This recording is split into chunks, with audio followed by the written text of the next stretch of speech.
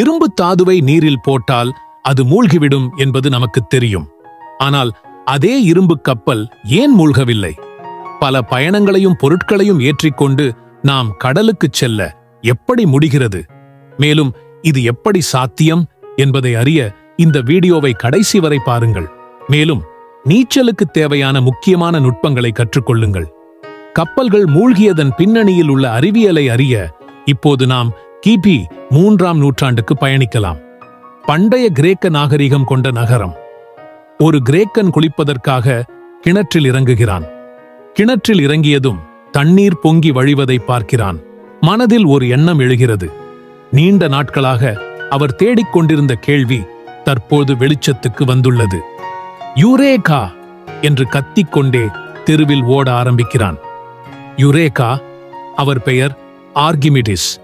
மேலும் அவர் கண்டுபிடித்த இயற்பியல் தன்மைக்கும் அந்த பெயர் பொருத்தமானது. ஒரு பொருள் முழுமையாகவோ அல்லது பகுதியாகவோ நீரில் மூழ்கியிருக்கும்போது அப்பொருள் நீரில் மூழ்கியுள்ள பகுதியின் கன அளவுக்கு சமமான நீரை வெளியிடுகிறது. ஆர்கிமிடிஸ் தேயாரம். ஒரு பொருள் முழுமையாகவோ அல்லது பகுதியாகவோ நீரில் மூழ்கியுள்ள மேற்பரப்பு அப்பொருள் நீரில் மூழ்கியுள்ள நீரின் பரப்பளவுக்கு சமம் என்று கூறுகிறது. ஆங்கிலத்தில் இது மிதவை சக்தி என்று அழைக்கப்படுகிறது.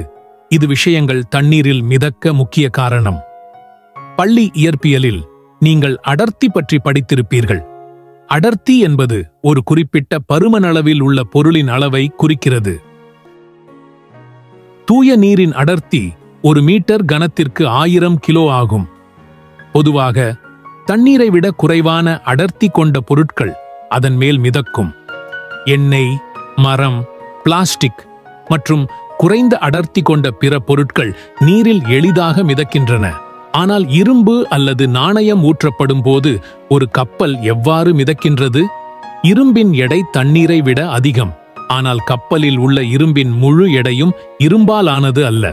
கப்பலில் உள்ள இரும்பின் எடை கப்பலின் ஹல்லில் உள்ள காற்றை மூடுகிறது. இதனால் கப்பலின் எடை குறைகிறது. கப்பல் நீரில் இருக்கும்போது அதன் மீது 2 வகையான விசைகள் செயல்படுகின்றன. கீழ்நோக்கி விசை மற்றும் மேல் நோக்கி விசை. ஒன்றாவது கீழ்நோக்கி விசை, கப்பலின் எடையால் உருவாக்கப்படும் ஈர்ப்பு விசை. இரண்டாம் மேல் நோக்கி விசை, மிதவை சக்தி. இது தண்ணீரின் அடர்த்தியால் ஏற்படும். கப்பல் மிதவை விசைக்கு மேலேயோ அல்லது கீழேயோ இருக்கும்போது இந்த மிதவை விசை பயன்படுத்தப்படுகிறது.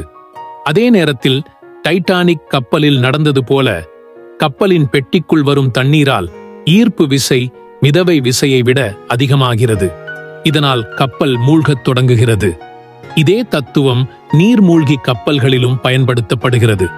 நீர்மூழ்கி கப்பல்களில் ஒரு தனி நீர் பெட்டி பராமரிக்கப்படுகிறது. நீர்மட்டத்தை மாற்றுவதன் மூலம் நீர்மூழ்கி கப்பலின் சரியான நிலை மாற்றப்படுகிறது. நீரின் மேல் பகுதியில் பெட்டி காலியாக இருக்கும்.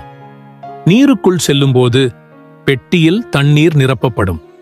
2ஆம் உலகப் போரின் போது போரில் உள்ள நாடுகளின் வெற்றி அல்லது தோல்வியை தீர்மானிப்பதில் நீர்மூழ்கி கப்பல்கள் மிகவும் முக்கியமானவை.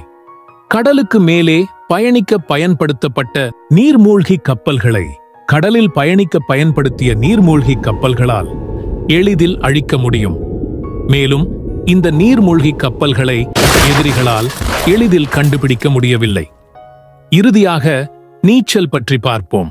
ஒரு மனித உடலின் அளவு ஒரு துளி நீரின் அளவுக்கு சமம்.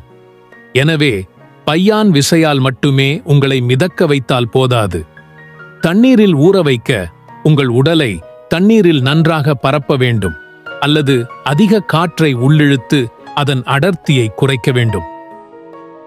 நீங்கள் நியூட்டனின் 3வது விதியை பயன்படுத்தலாம். அதாவது உங்கள் கைகளையும் கால்களையும் பயன்படுத்தி தண்ணீரை கீழ்நோக்கி தள்ளுங்கள். இதன் அதிகரிப்பால் நீங்கள் பாதிக்கப்படுவதை தடுக்கும். அதே நேரத்தில் மருத்துவ நீரிலுள்ள அதிக அடர்த்தி கொண்ட தண்ணீரில் மூழ்கும்போது நீங்கள் எதை பற்றியும் கவலைப்பட வேண்டியதில்லை. நீரின் அடர்த்தி மிக அதிகமாக இருப்பதால் நீங்கள் கொஞ்சம் முயற்சி கூட செய்யாமல் எளிதாக மிதக்கலாம். இந்த வீடியோவை பார்த்ததற்கு நன்றி.